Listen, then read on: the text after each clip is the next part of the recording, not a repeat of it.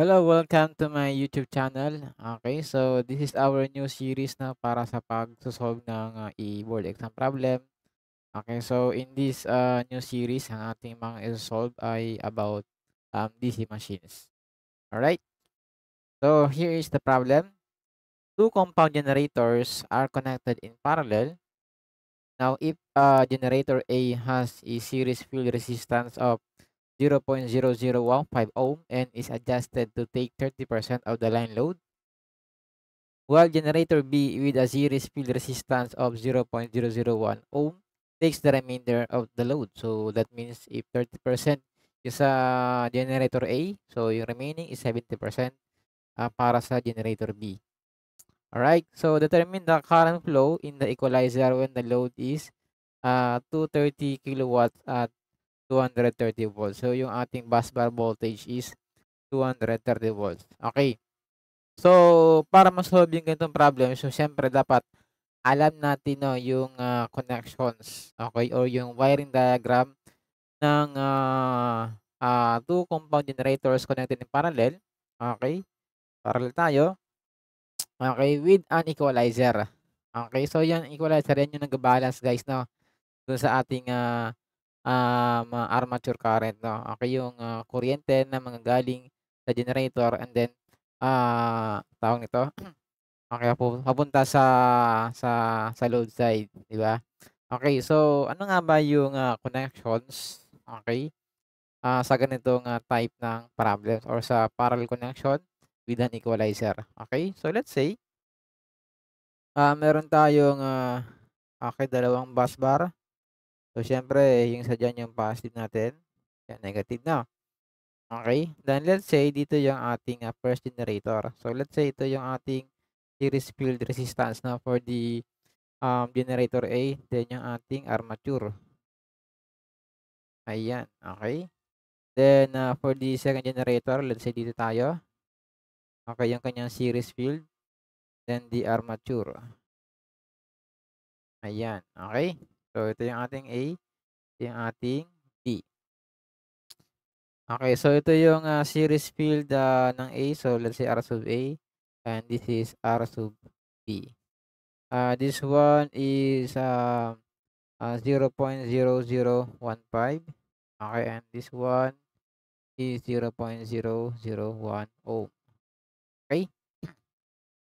Ayan, so siyempre, yung ating generators na meron silang ano, E-generated na, okay, EG.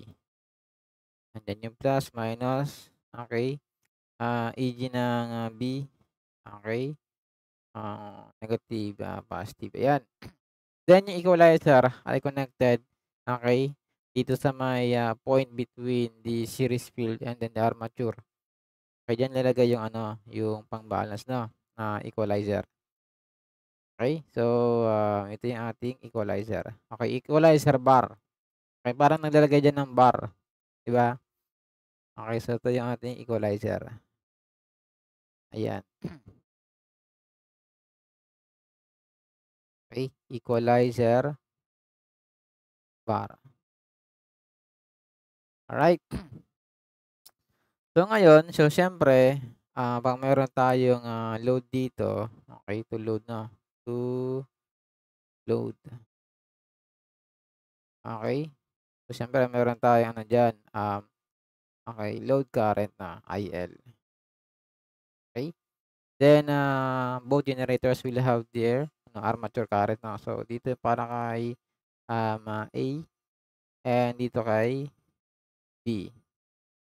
Okay, so let us get first 'no, the load current, yung current delivered sa load. Okay, siyempre yung ating load current diyan ay equal lang yan kay power delivered sa load over ng terminal voltage na. So 230 kilowatts over 230 volts. So obviously that is 1,000 ampere. Okay? Based on the problem, um, A natin, okay, ang kanyang tinitake sa total load ay 30% 'no. So IA is 30% ng IL. Okay, so that is what? 30% of 1,000. Okay, so that will be 300 ampere. And then for IB, yung remaining, so 70% ng IL natin. Okay, so 70% of 1,000 is 700 amperes. Okay?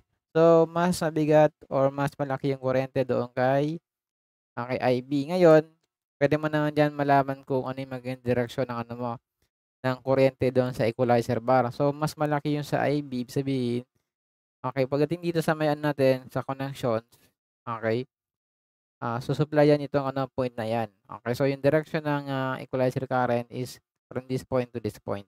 No? Ayun. Okay, so ito yung ating equalizer current, let's say I. So, kung meron diyang equalizer current, okay, iba yung kuryente na dadaan dun sa ating series field resistances. Okay, so pwede ka dyan mag-KCL, no? Or just ano na lang, common sense ng ano, ng KCL, no? So, halimbawa, kung ito, both enters, the point, junction, yung I tsaka I sub A. So, syempre, dun sa may RA natin, okay, ang dadaan ng kuryente is the sum, no, ng IA and what? NI, okay? Whereas dito naman sa ano, sa R sub B, so yung dadaan diyan, okay, ito kasi palabas si I, yung I sub B papasok. So this will be, yung napunta diyan ay I sub B minus I, okay? Ako ano, then, lagyan natin yung polarities, 'no? Okay, dito yung plus, minus, okay, plus, minus, okay? So, paano nga ba natin makakuha yung I? Okay, since sa equalizer sa equalizer bar, okay, yung ating resistance is negligible, okay, puwede tayo tawag nito, okay, mag-KVL dito sa loop na 'yan, okay, yung loop na 'yan, 'no, okay, nakuha. So, by KVL, okay, by KVL, 'yan. So, following this ano, this flow, okay, ayan, 'no. So, start tayo kay RA. Okay, kay RA, so labas kay negative. So, negative ng, yung ating IR drop. Okay, so IA, okay, plus I times R sub A. Okay, then dito naman lalabas kay plus. So, meron tayong voltage rise na. So, plus, okay, kuryente mo is IB minus I times R sub B equal to 0. Kasi yung ating resistance sa ano, sa equalizer bar ay negligible. So, yung drop doon is almost zero, no? Then, substitute the given values, no?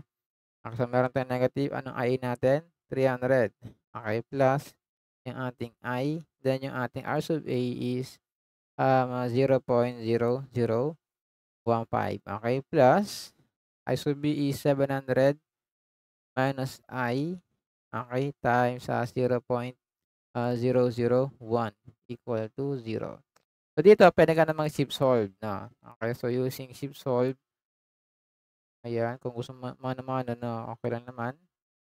Okay, so you will get I here equal to 100 ampere. Okay, so yung ating equalizer current or yung kuryente doon sa equalizer bar, okay, is 100 amperes. So, that is, letter A. Okay, so that's it. So, I hope nakuha niyo yung ating solution and may natutunan kayo. Alright, so thank you for watching and see you in the next video.